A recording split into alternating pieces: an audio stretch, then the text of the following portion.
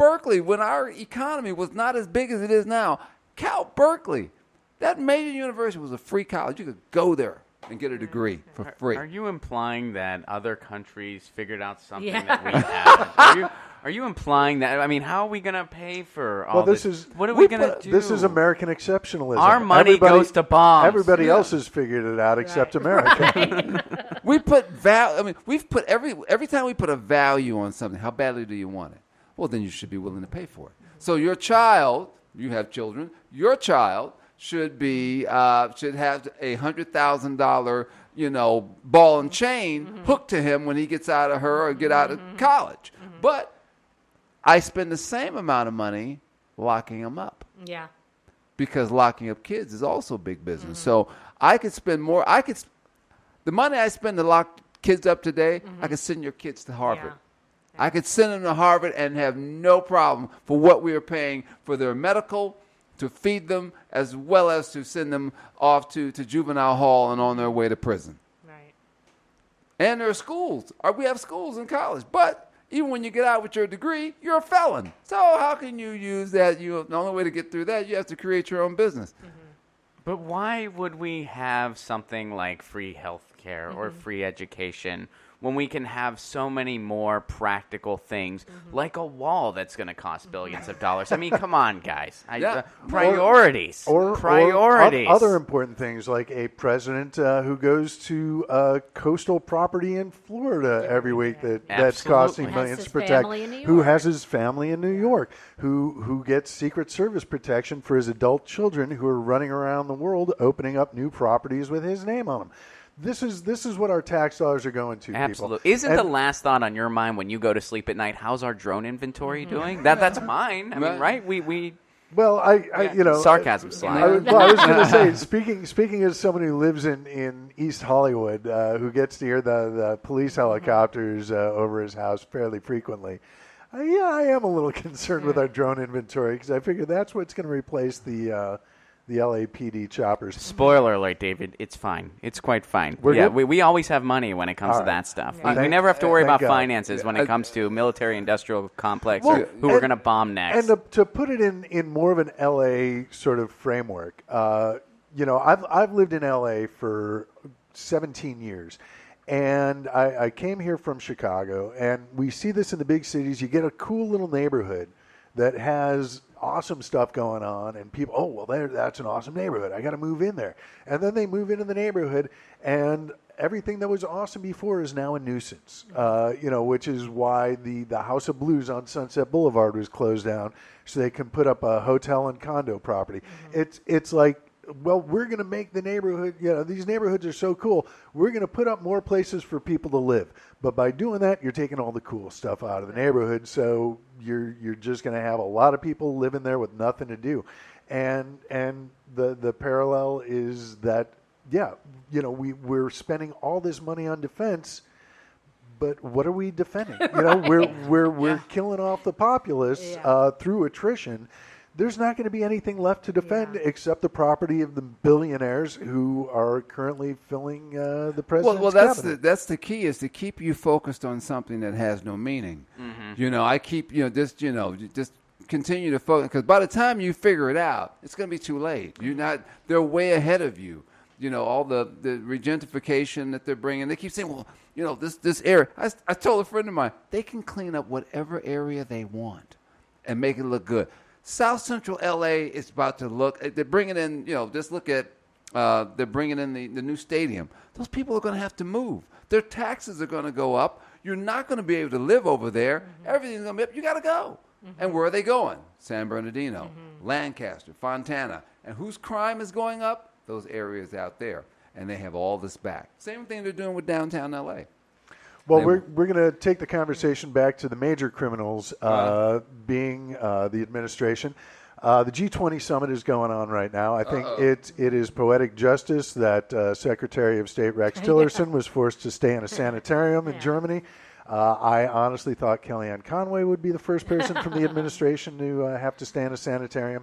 But Mike Pence, the vice president in Germany, and gave a speech basically trying to reassure Europe that everything's cool. America still cares about NATO. America still cares about Germany. And it to me, just re-emphasized the question of what is Pence's role in the administration. Is he the apologist in chief? People talk about, when Obama came in, he went on an apology tour of Europe apologizing for America. And there was plenty to apologize for, considering the wreckage that Bush left in his wake. But bringing this back around, the week started with the resignation of National Security Advisor Mike Flynn, also Russian mole, presumably, most likely. And Trump tried to turn the story into leaks from the intelligence community, rather than the story being that we have, potential Russian moles in the White House. And the thing that Trump said that really caught me was that the big crime was that he lied to the vice president. I have a theory that they're trying to keep Pence in the dark about a lot of stuff. Paint the rosy picture. No, none of this. You don't need to worry about this, because Donald Trump hates Paul Ryan so much for opposing him during the campaign that when Trump is eventually impeached and thrown out of office, he doesn't want Pence to come with him, because Paul Ryan would be the next in succession. So if Trump and Ryan are thrown out of the White House, then Paul Ryan becomes the president, which is scary enough on its own merits. But I think Trump doesn't want that to happen. So he's keeping Mike Pence in the dark about as many things as possible, so that Pence has plausible deniability. That's so interesting. I've been thinking about that theory a lot, because it weirdly gives Trump too much credit to A, think ahead, and B, actually be conscious. I think he's the only person who doesn't think he's going to get impeached, right? And I wonder if he got manipulated by Priebus and the powers that be in the Republican Party to bring on Mike Pence, so you could be that much more electable to the moderate base. Not realizing that they were manipulated. Moderate about Pence. I think Pence was brought onto the ticket to the traditional and the extreme religious right.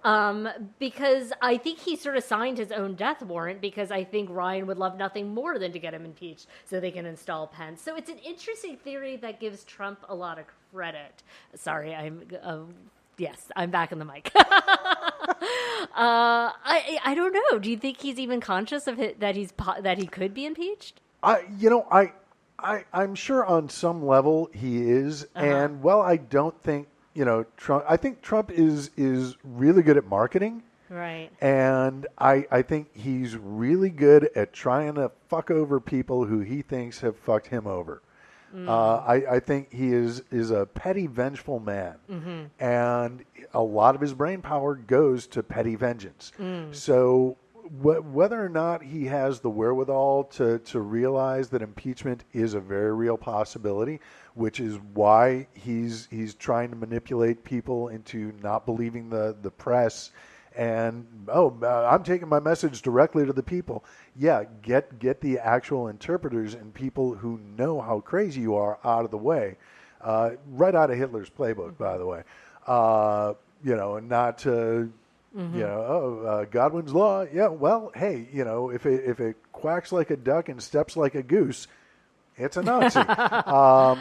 So do I think he really has the awareness that he could be impeached?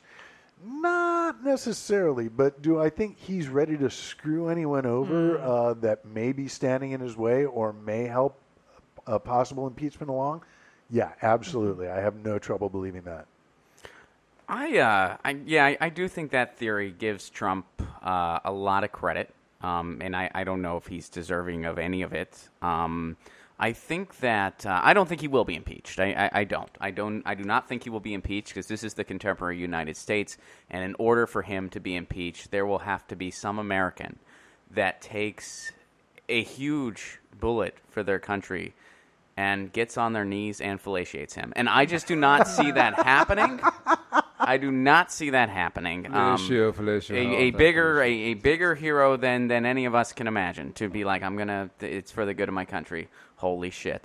But I don't see him being impeached. Not even after the midterms. No, not after the midterms. I mean, I hope he is a lame duck after the midterms. That's what I hope for after the midterms. Robert Reich thinks he's going to be impeached. Who was it? Robert Reich. You don't think the Russia thing isn't?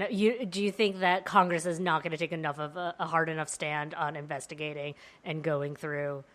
No, because who are the only people interested in doing that? Democrats. Who lacks any backbone whatsoever? Democrats. Well, wouldn't Ryan want they him are out to wiped install out. Pence? They are. Ryan doesn't care enough. He's too busy masturbating to pictures of women not being able to afford their birth control. I don't see it happening. I mean, it's just not going to happen. Right. You're counting on the left, and you're counting on way too many dinos that are still getting the funding that they're used to anyway, so they don't really care. Cory Booker doesn't give a shit. He doesn't give a shit. All those people, they don't give a shit. They're just kind of watching the circus unfold, and we have a lot of groundwork to do between now and the midterms to get some good people out there to have a huge, Do you think huge the sea of intelligence blue. agencies have enough of a stake and care enough to force Congress's hand to make some movement, and that's what all of these leaks are trying to initiate? I don't. And I think that life right now is a lot like a James Bond movie in the most literal sense, meaning that there are a lot of bad guys, and we're still right now kind of searching for the good guys and wondering if there are any. Mm-hmm. I think it's a bit naive to assume that the intelligence community has these altruistic goals. I also think it's a bit dangerous to peddle on the brink of a potential military conflict with Russia, no matter what. I don't want that, no matter what. Mm-hmm. And, I think there's just a web of deception going on. This administration has no control whatsoever of their cabinet, of the White House. It is in a state of anarchy, and the infighting is the best thing we can hope for. That's the best thing we can hope for. That and a populace that's awake. Right. My fear is if he doesn't get impeached and it survives this 4 years to then try to be reelected, I fear that a war is going to break out, and then he's going to be a wartime president, which will give him a mandate to end up getting There's reelected. supposed to be and that's my fear. 860,000 signatures out right now. For what? To impeach him. They're supposed to be getting signatures together. They're going to try and get But I don't know Well, if they had those how petitions- many hearings for Bush, who openly committed war crimes, and they couldn't impeach him? I mean, I don't see it happening. Yeah, well, and Trump is having a rally today in Florida, so let the misinformation spread. That is all the time we have to be treasonable this week on Let's Be Treasonable, but we will be back next week, as we always are, and, it's a podcast, so you can listen whenever you want. I want to thank our panelists for the week, and I know you already gave a plug at the beginning of the show, but we generally do the plugs now. So I want no. But I want to thank our panelist Laura Mannino. Laura, what do you got going on this week? Oh yes, thank you, David, so much for having me. I had a really, really great time. I have that show, and I'm excited for that. And I'm also doing a political themed show at Nerd Melt on March 30th. So if you're looking for more political stuff, Get your come tickets to now. that, 7 p.m. March 30th at Nerd Melt. There you go. Also want to thank Ron Placone for joining us. Ron, Thanks, anything buddy. you want to plug? At Ron Placone on Twitter, and this coming week in the Los Angeles area, Monday I'll be at Open Space LA, and on Thursday I'll be doing a political comedy show at the Muse on 8th. Excellent. Tymon Shipp, as always. You can catch me at Tymon Shipp, Twitter. My Twitter thing is just Tymon Shipp, as well as I'm not working on anything right now. Did the Ice House last night, and that's it. Right on. I will be hosting Seismic tomorrow night, Sunday the 19th, at Muse on 8th. We've got folks like Jim Coughlin, well, folks exactly like, because this is who's going to be on the show. Jim Coughlin, Michelle March, Blaine Laramie, River Steig, Dave Rankin, Kate Gary, Robin Tran, Darian Sills-Evans. I am Dr. David Robinson. I will be hosting that show. You can catch me on the Twitter at StandUpFallDown, and you can catch this show on Twitter at Let's Be Treasonable. That's LETSB, no E, Treasonable, also with no E. Well, if you're listening to us, you know where to find the podcast. So thanks for tuning in. We'll be back next week with guest panelists Josh Greenberg and